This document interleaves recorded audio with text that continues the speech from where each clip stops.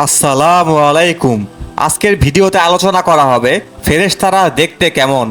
ফেরেশতারা দেখতে কেমন এই প্রশ্ন হয়তো অনেকের মনে ঘুরপাক খায়।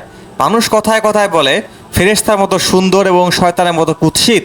প্রাগৈতিহাসিক যুগ থেকে এই বিশ্বাস মানুষের বদ্ধমূল। আসলে আমরা কি জানি ফেরেশতারা দেখতে কেমন? ইমাম কুরতুবী রহমতুল্লাহ বলেন, মানুষ ফেরেশতাদের চোখে না দেখলেও বলে এ তো ফেরেশতার মতো সুন্দর। তারা এটা বলে হয়তো তাদের ধারণা অনুসারে, অথবা কোরআন হাদিসে তাদের পুতপবিত্র জীবনের যে বর্ণনা এসেছে তার ভিত্তিতে তারা এমনটি বলে থাকে।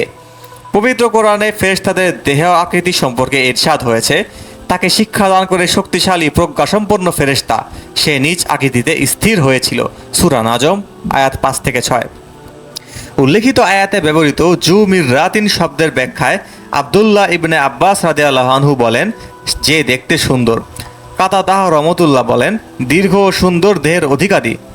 আল্লামা ইবনুল কাইয়িম রহমতুল্লাহ বলেন, মিররা শব্দ দ্বারা বিপদ আপদ, বাহ্যিক ও অভ্যন্তরীণ ত্রুটি থেকে সুস্থ ও নিরাপদ থাকাকে বোঝায়, যা ব্যক্তির শারীরিক গঠনের সৌম্য ও সৌন্দর্যকে আবশ্যক করে।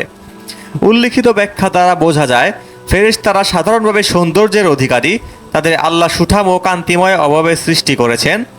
কিন্তু কোরআন হাদিসের বর্ণনায় এটাও এসেছে যে কোনো ফেরেশতাকে আল্লাহ ভীতিপ্রদ অবয়ব গঠনে করেছেন, এমন চেহারাই তাদের উপর অর্পিত দায়িত্ব পালনে সহায়ক, যেমন জাহান্নামের দায়িত্বপ্রাপ্ত ফেরেশতা।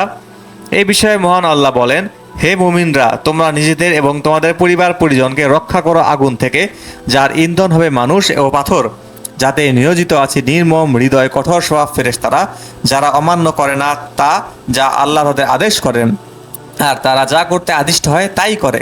সূরা তাহরিম আয়াত 6। রাসূল সাল্লাল্লাহু আলাইহি সাল্লাম বলেন, যখন কোনো অবিশ্বাসী বান্দা পার্থিব জীবন শেষ করে পরকালীন জীবনের মুখোমুখি হয়, তখন তার কাছে কালো চেহারা বিশিষ্ট ফেরেশতা অবতীর্ণ হয়। মিশকাতুল মাসাবি হাদিস নং 1630।